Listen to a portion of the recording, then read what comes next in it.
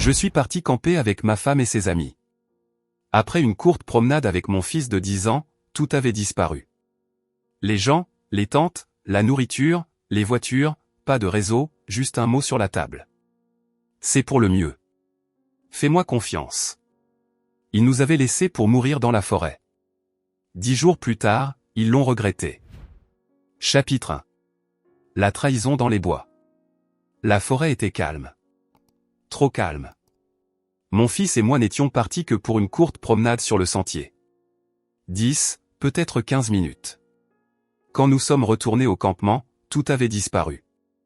Les tentes, la nourriture, les voitures, même les rires des gens avec qui nous étions venus. Tout ce qui restait était une simple table pliante. Dessus, une seule feuille de papier était lestée par une pierre. Mon fils la ramassa de ses mains tremblantes. Sa voix se brisa en lisant à voix haute. C'est pour le mieux. Fais-moi confiance. C'était l'écriture de ma femme. J'ai regardé autour de moi, la terrible prise de conscience me serrant la poitrine. Il ne s'était pas perdu. Il n'était pas allé chercher de l'aide. Il nous avait abandonnés. Pas de réseau, pas de provisions, juste un garçon de 10 ans et son père, abandonnés au plus profond de la nature sauvage. Les grands yeux de mon fils croisèrent les miens. « Papa, est-ce qu'on va mourir ici ?» J'ai forcé un calme que je ne ressentais pas, posant une main sur son épaule. « Non, mon fils. Nous allons survivre. Et quand nous sortirons d'ici, ils le regretteront. » Chapitre 2. 10 jours dans la nature. La première nuit fut la plus difficile. Mon fils s'est blotti contre moi sous le ciel étoilé, tremblant non seulement de froid, mais aussi de peur. Je n'avais ni tente, ni réchaud, ni nourriture, juste ma veste, une bouteille d'eau à moitié vide et la détermination de le garder en vie. Jour 1 à 3, l'instinct de survie. Nous avons construit un abri de fortune avec des branches et des feuilles. Je lui ai montré comment récupérer l'eau de pluie avec ma chemise et un tronc d'arbre creux. Quand son estomac gargouillait, je lui ai appris à identifier les baies comestibles et à poser des pièges simples avec des lacets. La nuit, quand les coyotes hurlaient au loin, je l'enlaçais et lui chuchotais des histoires sur la façon dont son grand-père m'avait enseigné les mêmes techniques quand j'étais enfant. Cela le calmait, et moi aussi. Jour 4 à 6, le point de rupture. Le 4e jour, l'épuisement nous rongeait. Les lèvres de mon fils étaient gercées, ses jambes faibles. Il m'a de nouveau demandé si nous allions mourir. J'ai regardé dans ses yeux, si semblables aux miens, et j'ai forcé un sourire. Nous n'allons pas mourir. Nous allons leur montrer qui nous sommes. Il ne s'agissait plus seulement de survivre. Il s'agissait de prouver que les personnes qui nous avaient abandonnés ne pouvaient pas nous briser. Le 6e jour, nous avons trouvé un ruisseau. Nous avons bu jusqu'à en avoir mal au ventre. Et j'ai remercié silencieusement le ciel. Jour 7 à 10, le retour. Les forces sont revenues. J'ai fabriqué des bâtons de marche rudimentaires et nous avons suivi le ruisseau en aval jusqu'à ce que, le 10e jour, nous tombions sur un chemin de terre. Le camion d'un garde forestier a surgi au détour du virage. Ses yeux se sont écarquillés en nous voyant. En haillons et sale, mais vivant. Mon Dieu, on vous cherche depuis plus d'une semaine. Votre femme a dit que vous vous étiez éloigné et n'étiez jamais revenu. J'ai échangé un regard avec mon fils, sa petite mâchoire s'est crispée. Et pour la première fois, j'ai vu de la colère dans ses yeux. Elle a menti, a-t-il chuchoté, et j'ai hoché la tête. Car maintenant, ce n'était plus une question de survie. C'était la guerre. Chapitre 3. Le retour. Quand nous sommes sortis du camion du garde forestier en ville, les gens ont eu un hoquet de surprise. Les appareils photo crépitaient. Pour tout le monde, nous étions un miracle, un père et son fils qui avaient défié la mort dans la nature. Mais pour moi, c'était le premier pas sur un champ de bataille. L'histoire qu'ils ont racontée. Au poste de police, les officiers ont expliqué ce que ma femme et ses amis avaient dit. Ils se sont éloignés et ne sont jamais revenus. Nous avons cherché, mais ils ont dû se perdre. Elles se sont dépeintes comme des témoins inquiets et impuissants. Certaines se sont même portées volontaires en larmes pour aider aux recherches, alors qu'en réalité, elles nous avaient laissé mourir de faim. Mais leur histoire présentait des failles.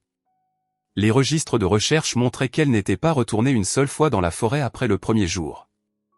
Pas d'avis de recherche, pas d'appel aux hôpitaux locaux. Rien. Le chef de la police s'est penché sur son bureau. Nous étions déjà méfiants. Les gens n'abandonnent pas un campement comme ça. Je n'ai rien dit. J'ai juste posé une main sur l'épaule de mon fils. Ce n'était pas le moment d'exploser. La vengeance exigeait de la patience. La loyauté des enfants. Ce soir-là, ma fille s'est précipitée dans mes bras en pleurant. Papa, je savais qu'elle mentait. Elle a dit à tout le monde que tu t'étais enfui, mais je ne l'ai pas cru. Mon fils, meurtri par 10 jours dans la nature, a murmuré, elle nous a laissés pour mourir, et je ne lui pardonnerai jamais. À ce moment-là, j'ai réalisé quelque chose. Ma vengeance n'était pas seulement pour moi. C'était pour eux aussi. Ils avaient besoin que justice soit faite. Le premier coup. Le lendemain matin, j'ai contacté mon avocat. Ensemble, nous avons rassemblé le moindre élément de preuve, le mot laissé sur la table, le témoignage du garde et de la police sur leur manque d'efforts de recherche, les rapports médicaux montrant la déshydratation et la malnutrition de mon fils, les relevés bancaires montrant leurs dépenses de « virée entre filles », pendant que nous étions portés disparus. Nous ne sommes pas allés les voir. Nous n'avons pas cherché la confrontation. Nous avons monté un dossier si solide qu'il les écraserait sous son poids. Et le moment venu, nous le rendrions public. De la même manière qu'elle nous avait abandonnés. Chapitre 4. L'heure des comptes.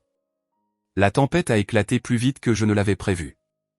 Une fois que la police a reconstitué la vérité ou le mot, le témoignage du garde, l'absence de recherche, ils sont passés à l'action.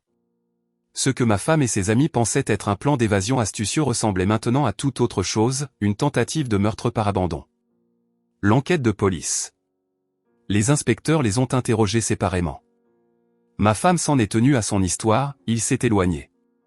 Nous avons essayé de le trouver. Mais les failles étaient béantes. Les relevés bancaires montraient des visites au spa et des factures de restaurants datées pendant la période de recherche. Des photos d'elle sur les réseaux sociaux, riant autour de cocktails pendant que mon fils et moi luttions contre la déshydratation, ont scellé leur sort. Le mot qu'elle avait laissé derrière elle a été versé au dossier. Sa propre écriture la trahissait. Le chef de la police m'a dit en privé, elle n'a pas seulement fait une erreur. Elle a orchestré tout ça. Le tribunal de l'opinion publique. La nouvelle s'est répandue comme une traînée de poudre. Les gros titres criaient, père et fils abandonnés dans la nature survivent 10 jours contre toute attente, l'épouse et ses amis font face à des accusations criminelles après la découverte d'un mot glaçant. Les gens étaient furieux. Les réseaux sociaux les ont transformés en monstres du jour au lendemain. Les amis de ma femme, autrefois suffisantes et moralisatrices, étaient harcelés par les journalistes devant chez elle. Un par un, leurs employeurs se sont publiquement distanciés. La contre-attaque juridique. Mon avocat a demandé la garde exclusive de mes enfants, invoquant la mise en danger et la négligence. Avec les preuves en main, le juge n'a pas hésité. Les droits de garde de ma femme lui ont été retirés immédiatement. Sur le plan financier, j'ai intenté des poursuites civiles pour dommages et intérêts, frais médicaux, détresse émotionnelle et atteinte à la réputation. Leurs comptes en banque ont été gelés sur ordonnance du tribunal. Les journées au spa et les cocktails étaient terminées. Maintenant, elle payait des avocats juste pour tenter d'éviter la prison. Le coup de grâce émotionnel. Le moment le plus difficile est venu au tribunal lorsque mon fils s'est levé, sa petite voix tremblante mais ferme. Elle nous a laissés pour mourir.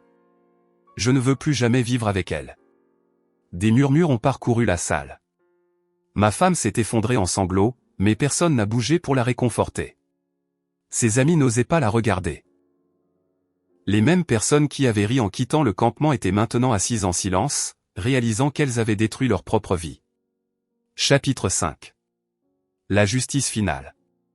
Le tribunal est devenu le lieu où la boucle s'est bouclée. La sentence. Ma femme et ses amis, autrefois assez arrogantes pour nous laisser mourir dans la forêt, mon fils et moi, se tenaient maintenant, tremblantes, menottes au poignet. Le procureur n'a pas mâché ses mots. Ce n'était pas de la négligence. C'était un abandon, prémédité et délibéré. Le mot, les relevés bancaires, le témoignage du garde, les paroles de mon fils, le dossier était béton. Le marteau du juge s'est abattu, coupable. Elles ont chacune écopé de peines de prison pour mise en danger de la vie d'autrui et tentative d'homicide involontaire. Pas de sursis, pas de clémence. L'effondrement social. Les journalistes grouillaient à l'extérieur du palais de justice. Autrefois, ma femme aimait les flashs des appareils photo, se prélassant dans l'admiration. Maintenant, chaque flash gravait son image plus profondément dans l'infamie. Ses amis ont été ostracisés. Leurs employeurs ont rompu les liens, leurs familles les ont reniés, et même des parents éloignés refusaient de répondre à leurs appels. Elles n'étaient pas seulement en disgrâce, elles étaient devenues radioactives. La conclusion émotionnelle. Le vrai moment de justice est venu tranquillement. Après le verdict, mon fils a tiré sur ma manche. Sa voix était douce mais stable. « Papa, on a survécu ensemble. » Je l'ai serré contre moi. Des larmes me brûlaient les yeux, non pas de douleur, mais de fierté. Il avait traversé l'enfer avec moi et en était ressorti plus fort. Une conclusion poétique. Des mois plus tard, alors que je prenais la parole lors d'une collecte de fonds pour la survie en milieu sauvage, racontant notre histoire non pas comme une tragédie, mais comme un triomphe, j'ai remarqué des visages dans la foule hochant la tête, applaudissant, admiratifs. Et j'ai réalisé que les mêmes personnes qui avaient autrefois essayé de m'effacer m'avaient offert le plus grand des cadeaux. Un héritage bâti non pas sur leur approbation, mais sur la résilience, la force et la vérité. Elles pensaient nous avoir laissés pour mourir. Au lieu de cela, elles se sont enterrées elles-mêmes. Et mon fils et moi sommes sortis des bois, plus forts, unis et libres. Épilogue. Des années plus tard, sa vie derrière les barreaux.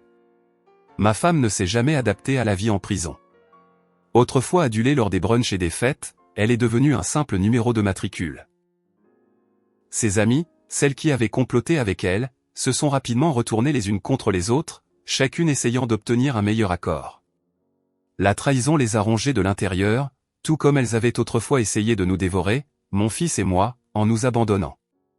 Quand j'ai vu son nom dans un journal local des années plus tard, détenu se voit refuser une libération anticipée pour manque de remords, je n'ai plus ressenti de colère, juste de la pitié.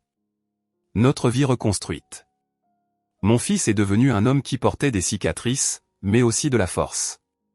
Ces 10 jours l'avaient endurci, mais il nous avait aussi liés d'une manière que rien ne pouvait briser. Il est devenu un leader à son tour. Fort, résilient et loyal. Ensemble, nous avons raconté notre histoire.